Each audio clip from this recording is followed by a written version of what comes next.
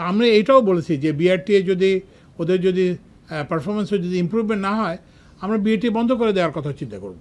আমাদের প্রথম মিটিংটা ছিল বিআরটিএর কর্মকর্তা, এখানে সব জায়গা থেকে লোক আসছিল, বাইরে থেকেও বিভিন্ন জোন থেকেও সবাইকে লোক আসছে, এবং তাদেরকে খুব স্পষ্ট ভাষায়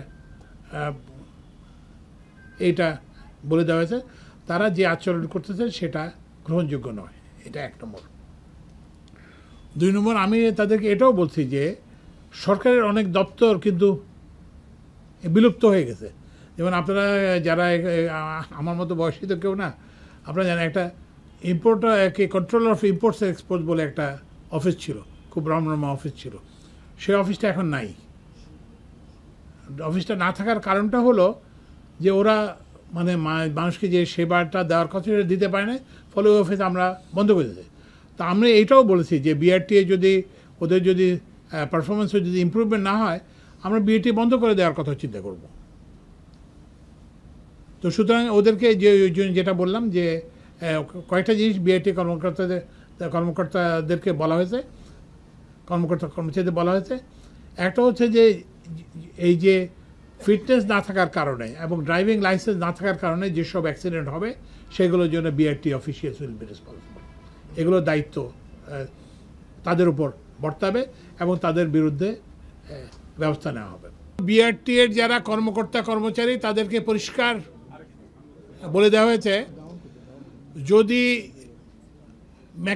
মেকানিক্যাল ম্যালফাংশন, গাড়ির কাজ করতেছে না, কিংবা মানে হিউম্যান ম্যালফাংশন, যে মানুষ হয়তো অসুস্থ হয়ে পড়ছে, এই জাতীয় দুর্ঘটনা ছাড়া গাড়ির ফিটনেস নাই, ড্রাইভারের লাইসেন্স নাই, এইসব দুর্ঘটনার জন্য বিআরটি এর সংশ্লিষ্ট অফিসারকে সরাসরি দায়ী করা হবে। তো সুতরাং এই দায়িত্বটা, এইসব মৃত্যুর দায়িত্ব তাদের উপর আসবে এবং তাদের এই জন্য তাদেরকে আইনানুগ ব্যবস্থা নেওয়া হবে এবং সেটা তাদেরকে বলে দেওয়া হয়েছে। এরপরে আরেকটা জিনিস আমরা দেখছি যে আমাদের একটা ড্রাইভিং লাইসেন্স এবং এইসব ফিটনেস ইস্যু করার একটা প্রক্রিয়াটা অনেক জটিল, অনেক একটা বজ্র আটুনি ফসকা গিরো একটা কি যেন বলে কি এডিএম এর নেতৃত্বে কি কমিটি আছে, কমিটি লাইসেন্স দেয়। আমি এই জাতীয় উদ্ভট কোথাও আমি শুনি নাই। তো ওই জন্য এখন থেকে লাইসেন্স দেওয়ার ব্যবস্থাটা আরও সহজ করা হবে, কিন্তু এফেক্টিভ করা হবে। মানে শুধুমাত্র যিনি নিরাপদে গাড়ি চালাতে পারবেন তাকে আমরা লাইসেন্স দেওয়ার ব্যবস্থা করব।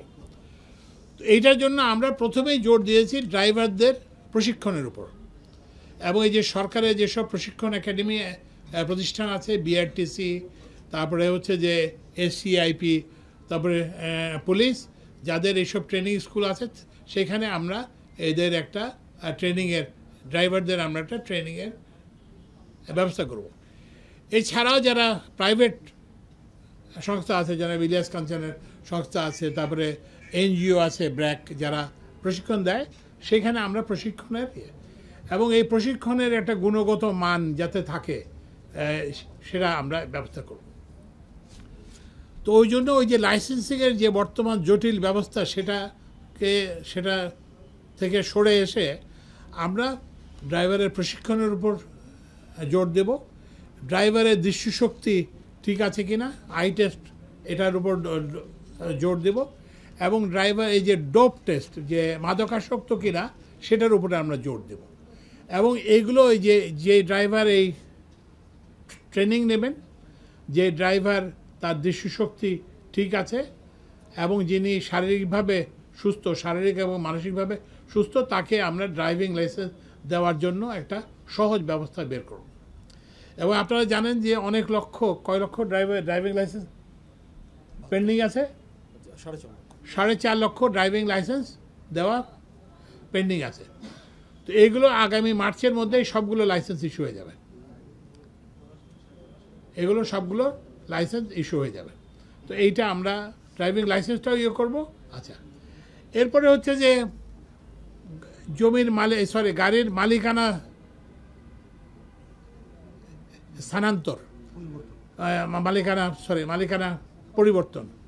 আপনারা হয়তো দেখছেন যে কিছুদিন আগে দেখা গেছে যে একটা লোককে স্ট্রেচারে করে এসে ওই যে কি বলে যে মালিকানা পরিবর্তন করতে, এটা অগ্রহণযোগ্য। সিম্পলি এটাকে এই ধরনের ব্যবস্থা মেনে নেওয়া যায় না। তো ওই জন্য এখানে দুটা এই জাতীয় ক্ষেত্রে বিআরটির অফিস থেকে লোক সেই মালিকের রেখে যাবে, যে যদি কেউ অসুস্থ থাকে, এরকম যদি অসুস্থ হয় তাহলে সেখানে যাবে, অথবা প্রয়োজন বোধে ওই যে ভিডিও কল কিংবা কিছু করে তাকে ওই যে যেটা বললাম যে মালিকানা হস্তান্তরে হবে। এরপরে আমরা আরেকটা সিদ্ধান্ত নিয়েছি যে ফিটনেসের ব্যাপারে। তো ফিটনেস, আপনার গাড়ির যে ফিটনেস টেস্ট একবার তো হয়ে গেল, এরপরে যখন আপনার রিনিউয়ালের সময় আসবে, আবার যখন দেখার সময় হবে, তখন বিআরটিএ থেকে একটা মেসেজ যাবে যে আপনার গাড়ির ফিটনেস করার সময় হয়েছে, এবং এই ফিটনেস টেস্টের এবং একটা সময় দিয়ে দেওয়া হবে যে আপনি 15 দিনের মধ্যে এসে আপনি এটা ফিটনেসটা করাই নেবেন। আর যিনি করাবেন না তাকে আরেকটা সর্বশেষ নোটিশ দেওয়া হবে, এবং ওই নোটিশের পরে যদি কেউ না আসেন তাহলে তার ফিটনেস সার্টিফিকেট বাতিল করে দেওয়া হবে। একই ব্যবস্থা নেওয়া হবে ড্রাইভিং লাইসেন্স নবায়নের ক্ষেত্রে।